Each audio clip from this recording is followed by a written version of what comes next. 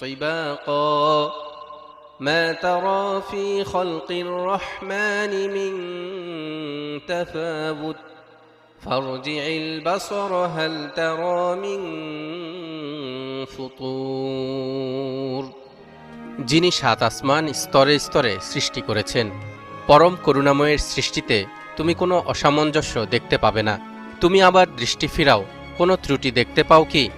এভাবেই 1400 বছর আগে নাজিল হওয়া এক কিতাবের বহু জায়গায় মহান আল্লাহ তাআলা স্তরে স্তরে সাত আসমান সৃষ্টির কথা বলেছেন। এখন প্রশ্ন হলো, কোরআনে বর্ণিত এই সাত আসমান বলতে আসলে কি বোঝানো হয়েছে?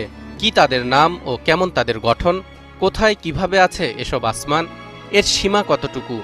আমরা আমাদের চতুর্দিকে যে অসীম বিস্তৃতি অবলোকন করি, অথবা বিজ্ঞানীগণ শক্তিশালী দূরবীক্ষণ যন্ত্রের সাহায্যে ঊর্ধ্বাকাশে যতদূর পর্যন্ত দৃষ্টিপাত করতে সক্ষম, সেই দূরত্বটুকুই কি সাত আসমানের সীমানা? নাকি এরপরেও দৃষ্টিসীমার অন্তরালে আল্লাহ তাআলা আরও 6টি আসমানকে সাজিয়ে রেখেছেন? বর্তমানের আধুনিক বিজ্ঞান কি এই সাত আসমানের কোনো ব্যাখ্যা বা প্রমাণ খুঁজে পেয়েছে? দর্শক, আজকের ভিডিওতে আমরা এই প্রশ্নগুলোর উত্তর খোঁজার চেষ্টা করব। সঙ্গেই থাকুন। আরবিতে আকাশকে বলা হয় সামা। এটি একবচন। বহুবচনে সামাওয়াত, যার অর্থ আকাশসমূহ।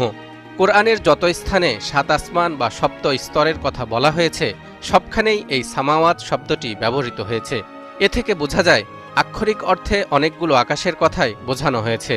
যেমন সূরা নূহের 15 নম্বর আয়াতে ইরশাদ হচ্ছে, ألم تروا كيف خلق الله سبع سماوات طباقا।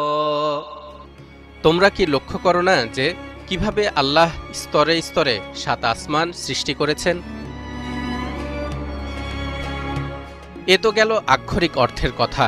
মুসলমানগণ কোরআনের এই তথ্যকে আল্লাহর কালাম হিসেবে মেনে নিলেও বাস্তবিক অর্থেই সাত আসমান বা আকাশের 7টি স্তরের অস্তিত্ব আছে কিনা এ নিয়ে অবিশ্বাসীদের মধ্যে তর্ক বিতর্কের যেন শেষ নেই। কারণ তারা যে বিষয়ের উপর নির্ভরশীল, অর্থাৎ বৈজ্ঞানিক গবেষণা ও প্রমাণ, সেই বিজ্ঞান এর সঠিক জবাব এখনও পর্যন্ত দিতে পারেনি। এ কারণে নাস্তিকরা বলে থাকেন এ এক কল্পিত ধারণা মাত্র।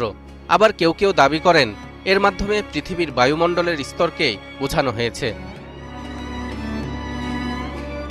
তবে আল কোরআনে এ বিষয়ে বেশ কিছু ইঙ্গিত রয়েছে, যাতে বোঝা যায় বাস্তবিক অর্থেও সাত আসমানের অস্তিত্ব রয়েছে। যেমন সূরা